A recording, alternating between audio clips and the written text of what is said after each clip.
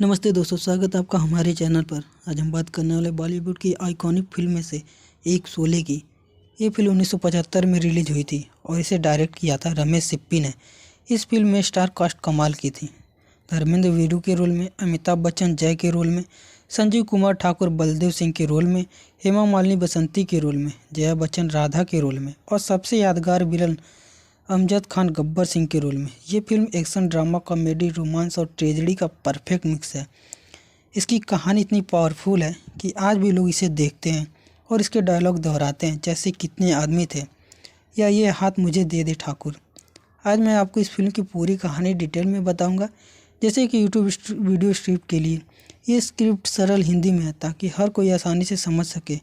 मैं हर scene detail में describe करूँगा, कैरेक्टर की फीलिंग बताऊँगा, डायलॉग शामिल करूंगा और बैकग्राउंड भी एक्सप्लेन करूंगा। तो चलिए शुरू करते हैं। अगर आपको पसंद आए तो लाइक, कमेंट और सब्सक्राइब जरूर करना। फिल्म की शुरुआत होती है एक ट्रेन से। एक पुलिस इंस्पेक्टर ठाकुर बलदेव सिंह, जो रिटायर्ड है, एक छोटे से गांव रामगढ़ में रहते हैं। वो एक पुलिस ऑफिसर को बुलाते हैं जो ट्रेन से आता है। ठाकुर उसे बताते हैं कि उन्हें दो चोरों की ज़रूरत है, जय और वीरू। ये दोनों छोटे मोटे चोर हैं लेकिन बहादुर हैं। ठाकुर उन्हें क्यों चाहते हैं? क्योंकि उन्होंने ठाकुर की जान बचाई थी एक ट्रेन रॉबरी में। फ्लैशबैक में दिखाया जाता है ठाकुर जय और वीरू को गिरफ्तार करके ट्रेन से ले जा रहे हैं। ट्रेन पर डाकू हमला करते हैं। जय और वीरू हथकड़ी से बंधे हैं लेकिन वो ठाकुर की मदद करते हैं। वो डाकुओं से लड़ते हैं। ट्रेन की छत पर एक्शन सीन होते हैं। जय और वीरू की दोस्ती दिखाई जाती है। वो एक दूसरे पर जान छिड़कते हैं। आखिर में वो डाकुओं को भगा देते हैं लेकिन ठाकुर उन्हें छोड़ नहीं देते बल्कि जेल भेज देते हैं। ठाकुर कहते हैं तुम दोनों में बहादुरी है लेकिन कानून से ऊपर कोई नहीं। अब वापस पैशन में ठाकुर उस पुलिस ऑफिसर से कहते हैं कि जय और वीरू को जेल से लाओ। क्यों? ठाकुर को गब्बर सिंह नाम के एक खूंखार डाकू को पकड़ना है जो रामगढ़ गांव को आतंकी कर रहा है। गब्बर पर 50,000 रुपये का इनाम है और ठाकुर उन्हें अतिरिक्त 20,000 देंगे अगर वो गब्बर को जिंदा पकड़ कर लाए। ठाकुर का परिवार गब्बर ने मार डाला था और ठाकुर बदला चाहता थे, लेकिन ठाकुर के हाथ क्यों नहीं है, ये राज बाद में खुलता है। अब सीन शिफ्ट होता है जेल में। जय और वीरू जेल में है। उसकी दोस्ती की मिसाल दी जाती है। वे एक सिक्का उछालते हैं हर फैसले के लिए। चित मैं जीता पट तू हारा। वो गाना गाता है, ये दोस्ती हम नहीं तोड़ेंगे। ये गाना फिल्म का सबसे फेमस गाना है जो उनकी दोस्ती को दिखाता है। दोनों मोटरसाइकिल पर साइड कार में घूमते हैं, गाते हैं और उनकी केमिस्ट्री कमाल की है। पुलिस ऑफिसर उन्हें जेल से निकालता है और ठाकुर के पास ले आता है। ठाकुर उन्हें ऑफर देते हैं, गब्बर को पकड़ो, पैसे लो। जय और वीरू पहले मना करते हैं क्योंकि वो चोर हैं, हत्यारे नहीं। लेकिन ठाकुर उन्हें कन्विंस करते हैं। वे कहते हैं तुम दोनों में वो आग है जो गब्बर को जला सकती है। आखिर में वो मान जाते हैं और रामगढ़ की ओर निकलते हैं। रास्ते में वो मजाक करते हैं, हंसी मजाक चलता है। वीरू कहता है जय अगर हम मर गए तो क्या होगा? जय कहता है फिर दोस्ती अमर हो जाएगी। रामगढ़ एक छोटा सा गांव है जहां लोग डर के साए में जीते हैं। गब्बर सिंह और उसे गिरोह के डर से कोई बाहर नहीं निकलता।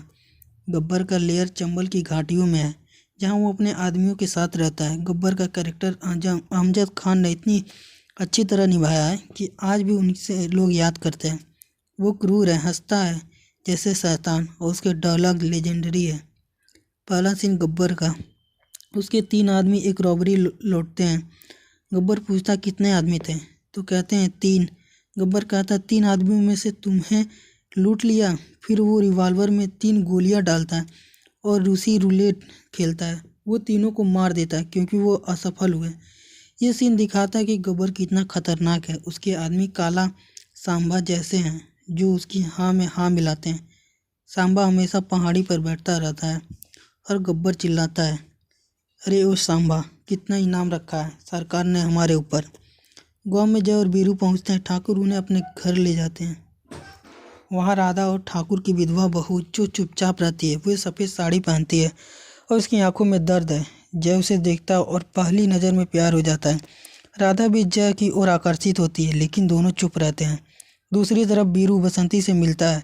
बसंती एक टांगे चलाने वाली लड़की है, बहुत बातूनी, हंसमुख और बहादुर। हेमा मालिनी ने ये रोल कमाल से किया है। बसंती का घोड़ा धन्नो है जो उसका साथी है। वीरू बसंती से फ्लर्ट करता है और बसंती उसे डांटती है। उनका रोमांस कॉमेडी में भरा है। बसंती कहती है, मैं किसी से नहीं डरती सिवाय अपने बाप के। गांव में होली का त्यौहार आता है।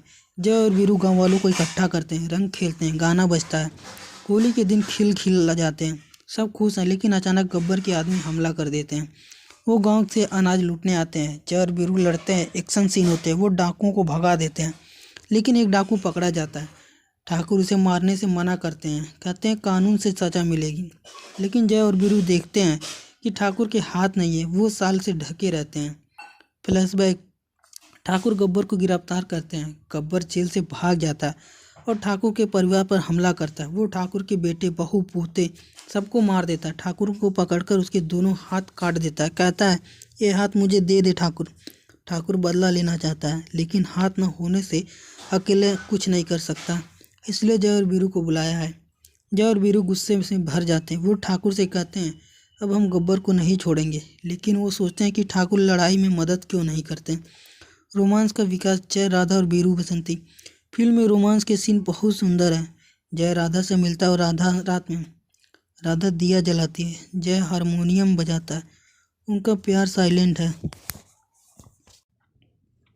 शब्दों से ज़्यादा आंखों से। राधा का पति मर चुका है, वो दुखी है, लेकिन जय उसे खुशी देता है। वीरू और बसंती का रोमांस मज़ेदार है। वीरू बसंती को प्रपोज करता है, लेकिन बसंती मना करती है। एक सीन में वीरू पानी की टंकी पर चढ़ जाता है, सुसाइड की धमकी देता है। वो कहता है मौसी मैं बसंती से शादी करूँगा। बसंती की मौसी सहमत हो जाती है। गाना कभी कभी मेरे दिल में नहीं, बल्कि उनके सीन कॉमेडी से भरे हैं। गांव के इमाम साहब का बेटा अहमद शहर जा रहा होता है नौकरी के लिए। गब्बर के आदमी उसे मार देते हैं, बदला लेने के लिए होली की हार का। अहमद का शव गांव लाया जाता है। इमाम साहब दुखी होते हैं, कहते हैं अब इस गांव में रहने का क्या फ़ायदा। लेकिन जय और वीरू गांव वालों को मोटिवेट करते हैं। जय कहता है वो डर गया, समझो मर गया। गांव वाले एकजुट होते हैं।